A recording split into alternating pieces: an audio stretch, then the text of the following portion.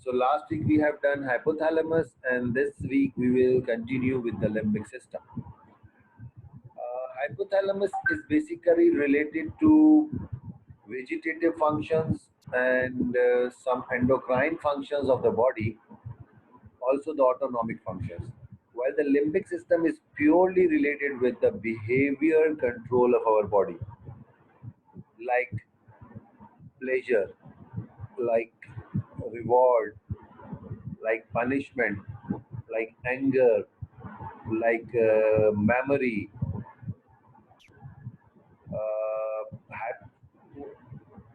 Hypothalamus as an emotional center, yes, you can say it is an emotional center, but most of the behaviors are controlled by limbic because they both are interrelated to each other, so we cannot distinguish between them. They work together, but a little bit more vegetative and autonomic functions of some emotional functions are with hypothalamus, while more behavior functions are with the limbic system. Still, the limbic system is a very complex system, and the researches are going on this system. That what is the exact functions? Because as the time passes, the functions of the limbic system are exploring more and more. So we are discussing not in very much detail, but whatever is in our book in the guidance. So we will discuss that much about the limbic system. Okay. So we can define limbic system as the term limbic system means the entire neuronal circuitry that control emotional behavior and motivational drives. Got my point? So the person who is asking about the hypothalamus, he got the answer. Mostly the emotional behaviors and the motivational drives are related with the limbic system. And same as the hypothalamus, it is not a single system. Rather, it is a combination of small organs or small part of the brain and then combined to form a limbic system. And hypothalamus is also a part of a limbic system, but we can learn it differently, we can read it differently because the whole topic. But otherwise, a part of the limbic system, like in the center of the limbic system, the hypothalamus is there. So that is why I say we cannot distinguish between exactly what is the limbic system function and hypothalamus. They are interrelated to each other. Okay. So anatomically speaking, limbic system is composed of hypothalamus, limbic lobe, hippocampus, and amygdala. Mean these four parts of the brain combine to form a limbic system. This is anatomically. Means physically, the structures which are present there, they are the limbic system part. But functionally, it is very different. Like functionally, the hypothalamus works differently, and the limbic system works differently. This is limbic lobe. If you can see on the medial side of the brain, this whole area is called the limbic lobe because this is the cortex. This is the cortex. Okay. So in the temporal lobe, on the medial side of the brain, there is an area which is called a limbic lobe. This is a C-shaped border or C-shaped hemisphere. It composed of cingulate gyri, subcallosal gyrus, few nuclei. The end portion is called uncus, the parahippocampal gyrus. Maybe you cannot understand in this picture, but here I think you will understand. Here, effect. This is the limbic system. So these are this is the lobe which I made earlier. ये देखो, ये जो मैंने बनाया था सी shape वहाँ पे medial side पे, ये वही है. और इसके बीच में ये जितने एरिया पड़े हुए इन सब को हम लिम्बिक सिस्टम का पार्ट कहते हैं. बट मेजॉरिटी में हम जो नाम गिनते हैं वो हाइपोथैलेमस होता है, हिपोकैम्पस है, अमिगडाला है, और ये जो पूरी लोब जिसको आप पढ़ रहे हो जिसमें छोटे छोटे स्ट्रक्चर्स आ रहे हैं वो पूरा लिम्बिक सिस्टम का पार्ट है. सो ये इस पिक्चर में आपको क्लियर नजर आएगा इन दिस पिक्चर. तो ये जो मैं सेंटर में कर रहा था जो सेंटर पोर्शन है वो ये रहा, ये सेंटर. Got it? समझ में आ रही है बात? So limbic system is a combination of different parts of the brain which include a C-shaped lobe which is called limbic lobe, hypothalamus, amygdala and hippocampus. In that C-shaped lobe again there are a lot of structures, and these structures are subcallosal gyrus, cingulate gyrus, parahippocampal gyrus, uncus, paraolfactory area, septum area, LTA nuclei of the hypothalamus, some portion of the basal ganglia. So if anybody go into the detail and study it and ask the question that what are the parts of limbic system, if you say hypothalamus, amygdala, hippocampus is okay. But if you want to go into the detail, you can say tell these things. ठीक है जी, समझ में आ रही है बात भाई? Are you getting what I am trying to say? मैं बहुत स्लो जा रहा हूँ. I am going very slow. Please give me the answer. Okay. So the major part of the limbic system is the hypothalamus. As I said earlier, that anatomically the hypothalamus is a part of the limbic system. They control emotional behavior, internal conditions of the body. Again, here it is written emotional behavior because as a part of the limbic system. Internal condition of a body such as temperature, osmolarity of the body fluids, drives to eat and drink, and control of body weight. These are called vegetative functions of the brain. I think it is not a difficult thing. No need to explain further, okay? So I go ahead. Again, anatomy of limbic system, key position of hypothalamus. You can see here, hypothalamus is the soul. ये देख रहे हो? Centre में पड़ा है hypothalamus. बिल्कुल कहाँ पड़ा है आपका? बिल्कुल ये सेंटर में पड़ा है, बिल्कुल सेंटर में पड़ा हुआ, और इसके इर्द गिर्द सारे लिम्बिक सिस्टम के पार्ट्स. तो हाइपोथैलेमस क्योंकि हम कर चुके हैं इसलिए हम ज्यादा हाइपोथैलेमस पे जोर नहीं देंगे. अगेन फिर हाइपोथैलेमस की न्यूक्लियाई भी हम पढ़ चुके हैं कि कितने nuclei, anti and posterior nuclei, फिर हमने वहां पढ़ा था कि लैटरल न्यूक्लियाई, मिडिल पार्ट, ये हमने सारा पढ़ा. So hypothalamus represents less than 1% of the brain mass. It is one of the most important of the control pathway of the limbic system. It is most important control pathway. It controls most of the vegetative and endocrine functions of the body as well as many aspects of the emotional behavior. उसमें हमने पढ़ा था water control था, feeding control था, eating control था, जिसमें satiety और hunger centre आता था. हाइपोथैलेमस में हमें सेक्सुअल कंट्रोल थे, इमोशनल बिहेवियर होता है, टेम्परेचर था, बॉडी वेट था. They all are the functions of the hypothalamus. ये सारा यहाँ आ गया देखो. Ejection from the breast, uterine contractility, regulation of body water, body temperature. Lateral hypothalamus hunger को करता है, voracious appetite है, damage to area cause loss of desire for food. तो ये सारी सब पढ़ चुके हैं. Stimulation of lateral hypothalamus cause thirst. ये भी एक जाहिर बात है, इमोशनल या हम कहें बिहेवियर फंक्शन है. ठीक है. Increased general level of activity leading to overt rage and the fighting. Stimulation of ventral median nucleus cause satiety, decreased eating, tranquility. अब ये tranquility डायरेक्ट ही करा रहा. satiety होती है, आदमी खाता पीता नहीं तो tranquility हो जाती है. आदमी को बहुत प्यास और भूख लगती है तो वो रेज में आ जाता है. Stimulation of thin zone of periventricular nucleus leads to fear and punishment. Sexual desire भी hypothalamus. तो कुछ emotional functions hypothalamus control कर रहा है. Naveed, you asked me this question, so I am telling you. But the most of the functions are performed by the limbic system. The limbic structure are concerned with the affective nature of the sensory sensations that are whether the sensation are pleasant or unpleasant. अब जो limbic system है वो किससे related है? वो जो भी हमें sensory information या sensation आती है, whether this is pleasant or unpleasant. अब pleasant को हम कहेंगे reward और unpleasant को हम कहेंगे punishment sensation. या भी हम कह सकते हैं सेटिस्फैक्ट्री और अवर्जन सेंसेशंस. सेंसेशंस दो तरह की हैं. ये बिहेवियर सेंसेशंस हम कहें, behaviour sensations. Okay, this is the right word. There is of two types. One is a pleasant sensation and another is unpleasant. अब those pleasant, the sensation which makes us satisfactory and this makes us happy. सो उसके reactions अलग होते हैं और unpleasant के अलग होते हैं। फिर वो रिएक्शंस होते हैं, गुस्सा हम किस में करते हैं? अनप्लीजेंट में।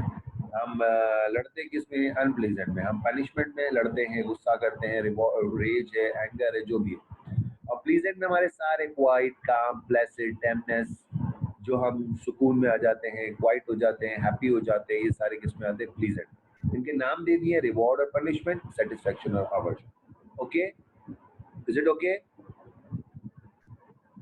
कोई मुश्किल बात नहीं, इज वेरी इजी। जैसे रिवॉर्ड सेंटर्स, साइंटिस्ट ने तजुर्बे किए। What they did, they put some electrodes and they stimulate different parts of the brain, and then they see that what is the behavior of an animal. So different parts पे रखते गए, कुछ centres पे इनको मिले जहाँ पे उन्होंने स्टिमुलेट किया तो एनिमल ने हैप्पी बिहेव किया, दे सेड प्लीजेंट सेंसेशंस और प्लीजेंट सेंटर्स और रिवॉर्ड सेंटर, और कुछ लोगों ने एंगर शो किया, it's called punishment centre. The major reward centers are located along the course of medial forebrain bundle, especially in the lateral and the ventromedial nucleus of the hypothalamus. तो अच्छा, reward centre हम यूं नहीं कर देते, सिर्फ एक रिवॉर्ड सेंटर है, हो सकता है एक बहुत स्ट्रॉन्ग रिवॉर्ड सेंटर हो, but there are still few small centers which are act as a reward or the punishment. तो मेजॉरिटी में जो इनको रिवॉर्ड सेंटर मिले वो lateral and ventromedial nucleus of the hypothalamus में मिले। Weaker stimuli give sense of reward and stronger stimuli give punishment। ये एक और अजीब बात है। कुछ सेंटर्स ऐसे भी हैं जिनको अगर आपने वीक स्टिमुलाई किया तो रिवॉर्ड है, हैप्पी है, और अगर आपने उसको ही स्ट्रॉन्ग स्टिमुलाई किया तो वो पनिशमेंट हो जाता है। जैसे फॉर एग्जांपल मैं एग्जांपल दूं, अगर टच है, लाइट टच, उसी को आप और प्रेशराइज करोगे, क्रूड टच, उसी को और प्रेशराइज करोगे, प्रेशर, उसी को और प्रेशराइज करोगे तो वो सेंसेशन कन्वर्ट हो जाएगी पेन में। That is a physical sensation, आप सोमैटिक कह सकते हो, ये तो बिहेवियर है। इसका मतलब ये हुआ, दो तीन बात हमें पता चली कि रिवॉर्ड सेंटर या पनिशमेंट सेंटर्स ज्यादातर जो लोकेटेड होते हैं वो lateral ventromedial nuclear of the hypothalamus में होते हैं, और अगर उनको वीक स्टिमुलाई दिया जाए so they are reward, and if they stronger they are punishment। Okay, अब लेस पोटेंट रिवॉर्ड सेंटर्स कौन कौन से हैं? सेप्टम है, अमाइगडाला है, सर्टेन एरिया ऑफ थायलमस है, और बेसल गैंग्लिया। तो मैंने अभी आपको बताया कि एक नहीं है, फैले हुए हैं, कुछ ज्यादा काम कर रहे हैं, कुछ कम काम कर रहे हैं, ठीक है। और ये किसके इर्द गिर्द फैले हुए हैं? Medial forebrain bundle, specially in the lateral and the ventromedial nucleus of the thalamus.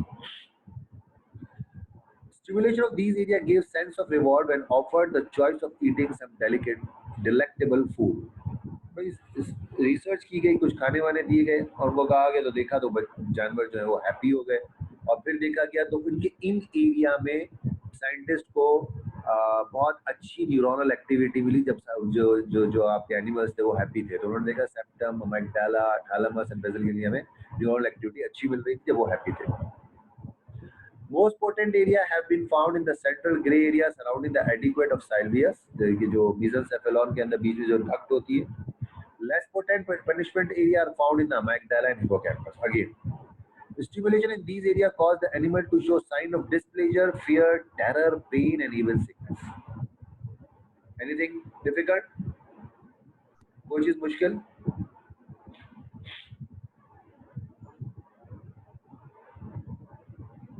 Hello, anything difficult?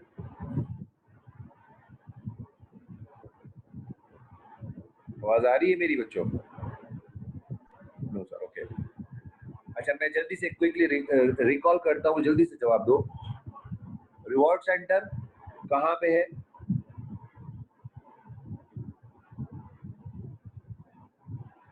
Where is reward center?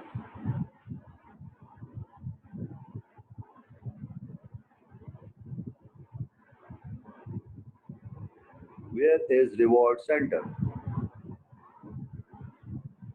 Medial lateral nucleus of the hypothalamus। Good, that's very good, that's very good। Septum, amygdala, आपको कुछ याद नहीं आता, amygdala hippocampus बोल दो। कुछ याद नहीं आ रहा, आपने क्या बोल दिया? amygdala एंड हिप्पोकैम्पस आपने बोल दिया, थैलेमस बोल दिया, बेसल गैंग्लिया बोल दिया। और पनिशमेंट सेंटर कहाँ पड़ा हुआ है? पनिशमेंट सेंटर आपका जो aqueduct of Sylvius होती है, जो central duct of the mesencephalon mid brain में होती है, उसके इर्द गिर्द पड़ा हुआ है। और फिर आप इसको बोल सकते हो अमाइगडाला एंड हिप्पोकैम्पस, कुछ भी याद नहीं है, it's okay, good. Rage, rage is another sensation जो कि पनिशमेंट के साथ होती है। बेसिकली ये अलग सेंसेशन नहीं है, but it is associated with the punishment. Strong stimulation of punishment center specially in the periventricular zone of the hypothalamus and the lateral hypothalamus cause animal to develop defence posture, extend it claws, lift its tail, hiss, spit, growl, develop piloerection, wide open eyes and dilated pupil. भाई आप बार बार animal को punish करोगे, even human को, तो वो फिर गुस्से में आ जाएगा।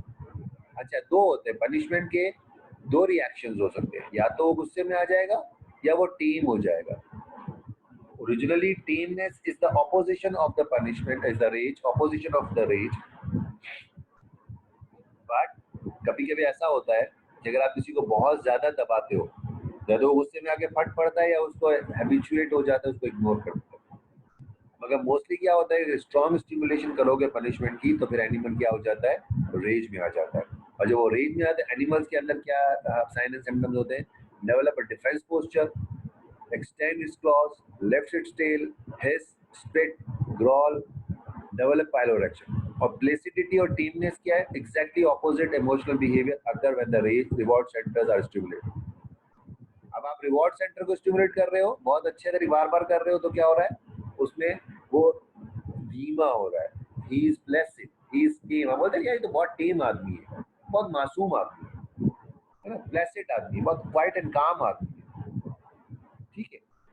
मगर अगर पनिशमेंट सेंटर को करोगे तो रेज होगा, और अगर रिवॉर्ड को करोगे बहुत स्ट्रॉन्ग स्टिमुलेशन और टीमनेस है, प्लेसिडिटी आएगी। Importance of reward or punishment behavior. So our whole behavior is circling around the reward and punishment। आप उसको satisfactory unsatisfactory कह दो, आप उसको satisfactory aversion कह लो, आप उसको pleasant unpleasant कह लो, आप उसको गुस्सा और tameness कह लो, rage और tameness कह लो, but reward and punishment, almost everything that we do is related to reward and punishment। If we are doing something rewarding, we continue to do it। If it is punishing, we ceases to do it। अगर कोई चीज हमें खुशी दे रही है तो हम बार बार करते हैं, और कोई चीज अगर हमें दुख दे रही है या तकलीफ दे रही है तो हम उसे छोड़ देते हैं। Reward and punishment centres constitute one of the most important of all controllers of our body activities, our drives, our aversions, our motivations। कोई खास बात नहीं है going forward।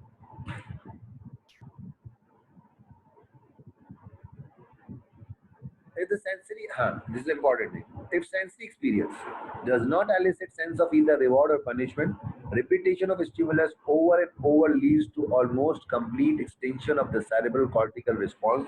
Thus, the animal become habituated to the specific sensory stimulus and thereafter ignores it। भाई कोई sensation ना reward दे रही है, ना पनिशमेंट दे रही है, ना खुशी दे रही है, ना गम दे रही है, ना तकलीफ पहुंचा रही है, ना गुस्सा करा रही है, तो फिर आदमी क्या करता है, उसको इग्नोर करता है। और उसको इग्नोर इसलिए करता है कि वो उससे क्या हो जाता है, बेसिकली हैबिचुएट हो जाता है। सो ये रिवॉर्ड और पनिशमेंट क्या है, लर्निंग मेमोरी में भी काम आते हैं। फॉर एग्जाम्पल, अगर मैं अभी क्लास सुबह 5:30 बजे रख दूँ फजर में, it is for some it is little bit rewarding and for some it is little bit punishing.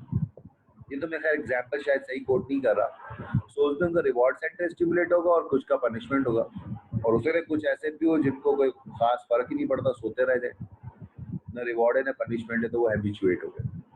So importance of reward and punishment क्या है, अगर कोई सेंसरी स्टिमुलस आपके ना रिवॉर्ड सेंटर को स्टिमुलेट करता है ना पनिशमेंट को करता है, तो उसे हम कहते हैं हैबिचुएशन, और वो हमारी लॉन्ग टर्म मेमोरी का पार्ट बन जाता है।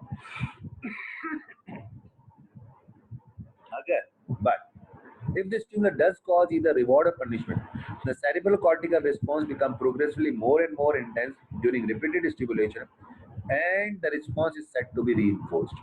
मगर अगर कोई रिस्पॉन्स रिवॉर्ड और पनिशमेंट सेंटर को स्टिमुलेट करता है, से फॉर एग्जाम्पल हम बार बार किसी जानवर को मारते हैं, या हम बार बार किसी एनिमल के साथ कोई मिसबिहेव करते हैं, तो एक पनिशमेंट के बाद जब आप उसको दूसरी पनिशमेंट दोगे तो उसको पिछली पनिशमेंट याद होगी, वो नई पनिशमेंट को याद रखेगा, वो रीइंफोर्स कर रहा है, ऐसे मुझे पहले भी मारा था, अभी दोबारा मारा, फिर तीसरी दफा करेंगे तो वो याद रखेगा, तो उसका लेवल ऑफ पनिशमेंट बढ़ता जाएगा। और मैंने पीछे बताया, हो सकता है वो रेज या एंगर शो करना शुरू करे।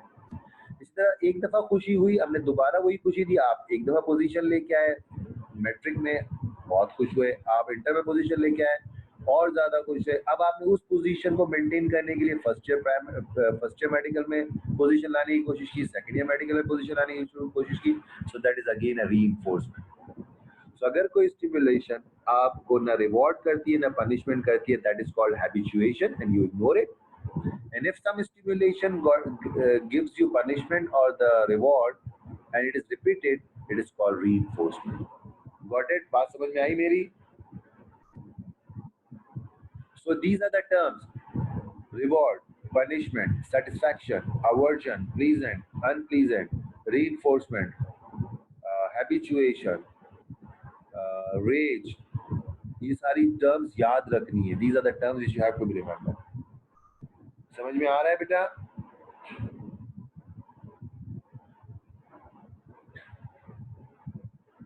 ओके अब हमारे मीडियल टेम्पोरल लोब, एक ही बच्चा जवाब दे रहा है मुझे, क्या दूसरे बच्चे सो गए हैं या लगा के चले गए कहीं? अब देखो ना आप लोग, अब मेरे कौन से सेंटर को आप लोग स्टिमुलेट कर रहे हो, मुझे जवाब दो। Which of my brain center is stimulating right now? Yes sir, आ रहा है एंगर वाला, but I am taking it as a reward. मैं अपने आप को क्वाइट एंड काम करने की कोशिश कर रहा हूँ, क्योंकि मुझे पता है मैं हैबिचुएट हो गया। मैं कहूँ मैं हैबिचुएट हो गया, यार बच्चे जवाब नहीं देते, ठीक है, तो मैं हैबिचुएट हो गया, मैं याद इसको यूं कहूँगा, मगर है एंगर वाला। ओके सो यहाँ पे अगर आप देखो मीडियल टेम्पोरल लोब में, जो हमने पिछले पिक्चर्स में देखा, तो ये नीचे से हम देख रहे हैं हिप्पोकैम्पस और अमिगडाला पड़ा है at the side of the limbic system. और सो रोल ऑफ हिप्पोकैम्पस क्या है? अब वही पता कैसे चलेगा किसी ब्रेन के किसी ऑर्गन के फंक्शन का? तो साइंटिस्ट ने क्या करते हैं, जब बहुत पहले, अभी तो बहुत हाई फाई टेक्नोलॉजीज आ गई हैं, वो क्या करते थे, रिमूव करते थे उस पर्टिकुलर पार्ट को और देन चेंजेस देखते थे एनिमल के अंदर। सेक्रीफाइस बहुत सारे एनिमल्स वो करते थे। The effect of bilateral removal of hippocampus, inability to learn. सबसे पहली बात मेमोरी जाएगी। Theoretical functions of the hippocampus in learning: without the hippocampus, consolidation of long-term memory of verbal or symbolic thinking time is poor or does not take place. So जो हम पुरानी और नई memories को मिला के कंसोलिडेट करते हैं ना, हम कोई कुछ कहता है तो हम उसको पिछली तरफ जाके किसी सिंबॉलिक से मिला लेते हैं और फिर हम उसको कंसोलिडेट करके अपने दिमाग में एक आइडिया बनाते हैं कि जी मैं आज से 2 साल पहले जब सक्खर गया था तो सक्खर में जो है वो कुछ हालात खराब हो गए थे और ये चीजें हुई, तो मैंने उसको कंसोलिडेट किया, मेमोरी को अपने साथ एडजस्ट किया और मैंने उसको एक थिंकिंग एक कंसोलिडेट मेमोरी बना दी। अब जिस शख्स का हिप्पोकैम्पस नहीं है उसके अंदर मेमोरी को कंसोलिडेट करने की सलाहियत खत्म हो जाएगी, मगर होगा क्या? वल्नरेबल टू, अच्छा हिप्पोकैम्पस क्यों डैमेज होता है? एनॉक्सिया की वजह से, ओल्ड एजेस पीपल में अक्सर हो जाता है, कोई स्ट्रेस बहुत ज्यादा लेता हो, एनवायरमेंटल टॉक्सिन्स, ऑफन एपिलेप्टिजेनिक फोकस। और हिप्पोकैम्पस एक ऐसी जगह है जहाँ पे एपिलेप्सी के फोकाई होते हैं, जैसे आपने पेसमेकर में पढ़े थे ना एक्टोपिक फोकाई, इस तरह ब्रेन के अंदर कुछ न्यूरोजेनिक फोकाई होते हैं जो स्टिमुलेटरी सिग्नल जनरेट करते हैं और उससे बंदा एपिलेप्सी में जाता है। तो ये वल्नरेबल टू डैमेज है for anoxia, stress, environmental toxins.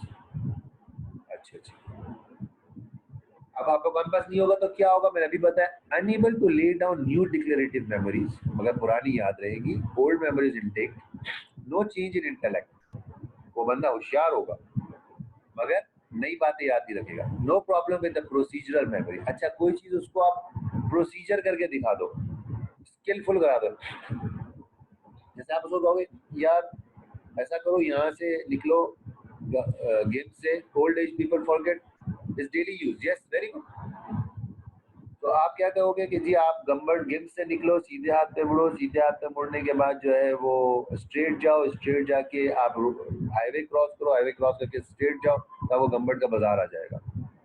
But अगर आप वो याद नहीं रख सकेगा, मगर आप उसको प्रोसीजरल समझा दो, ठीक है, एक दफा उसको अपने साथ लेके चले जाओ, यहाँ मुड़े, यहाँ मुड़े, यहाँ मुड़े, यहाँ मुड़े, तो ये क्या करेगा, वो प्रोसीजरल मेमोरीज को याद रखेगा। तो ऐसा आदमी जो है वो, जैसे आप उसको बोलो ओल्ड एज पीपल को यार दो और दो कितने होते हैं, वो भी नहीं बता सकेगा। और आप बोलो यार आज से 50 साल पहले आपके साथ एक हादसा हुआ था, आपको याद है? बोलो हाँ याद। So that is old memories are intact but unable to recognize or lay down the new memories. Amygdala neural signal from all portion of the limbic system. Basically amygdala को हम कहते हैं रिले स्टेशन, जैसे thalamus को कहते हैं। तो limbic system का रिले स्टेशन क्या है? अमेग्डाला। Because of the multiple connection, it is called window or the relay station through which the limbic system senses the place in the world. यानी कि ये सबको बताता है कि जी हो क्या रहा है। हिप्पोकैम्पस को भी बताएगा कि जी ये सुनो, ये याद रखना है।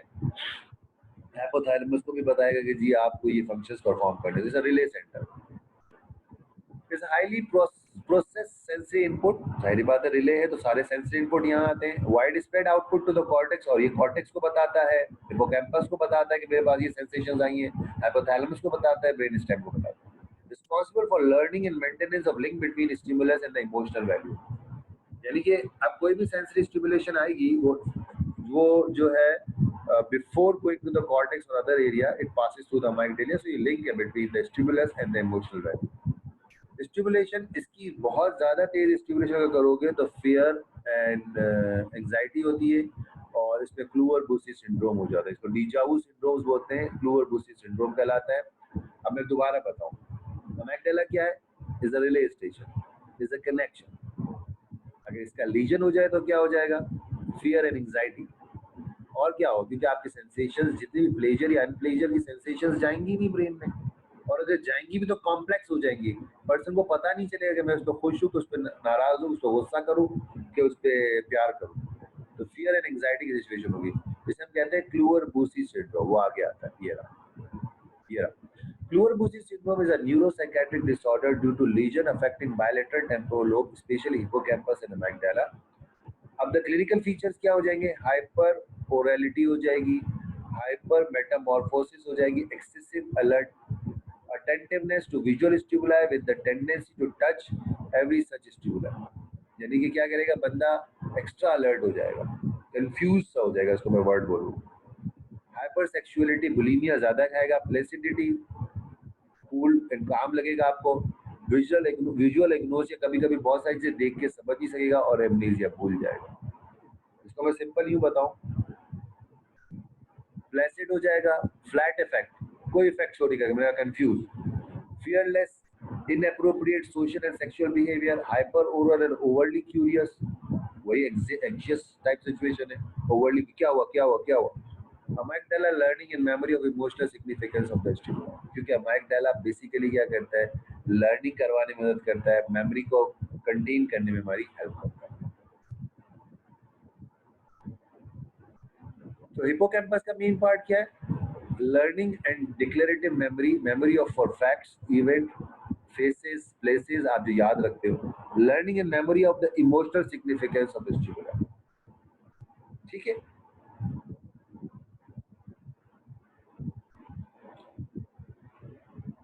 ये इसके सर्किट्स हैं। बेसिक लिम्बिक सर्किट क्या है कि जब भी लिम्बिक स्ट्रक्चर कोई भी काम करेगा तो हाइपोथैलेमस को बताएगा, देन थैलेमस, देन कॉर्टेक्स। और ये हिपोकैम्पस सर्किट है जिसे हम पापेज सर्किट कहते हैं। ये बहुत कॉमन आता है आपका एग्जाम में, एमसीक्यूज में, तो ये एक दफा थोड़ा सा यू हैव टू मेमोराइज, इसको रट्टा लगाना। और ये जो सर्किट है वो कहलाता है अमाइग्डालाइड सर्किट। अगर सारे सर्किट्स याद नहीं होते तो एटलीस्ट इतना याद रहना चाहिए कि लिम्बिक सिस्टम की जो लिम्बिक स्ट्रक्चर्स है वो किस किस से कनेक्टेड है। So you have to remember all these things. ये देखो, अब आपको आसान तरीका क्या है याद रखने का, कि हिपोकैम्पस की बात हो रही है तो हिपोकैम्पस हमें पता है कॉर्टेक्स से भी कनेक्ट है, थैलेमस से भी कनेक्ट है, और हाइपोथैलेमस से। तो अभी चार अगर कनेक्शंस भी याद कर ले तो that is okay for us. और इसी तरह हमारा अमाइग्डाला है, वो भी हाइपोथैलेमस, हिपोकैम्पस, थैलेमस और कॉर्टेक्स से कनेक्ट है। तो आई थिंक इसको मैं पढ़ाना इज डिफिकल्ट लिटिल बिट, मगर ये है कि इसको आप याद कर सकते हो। Yes, any question?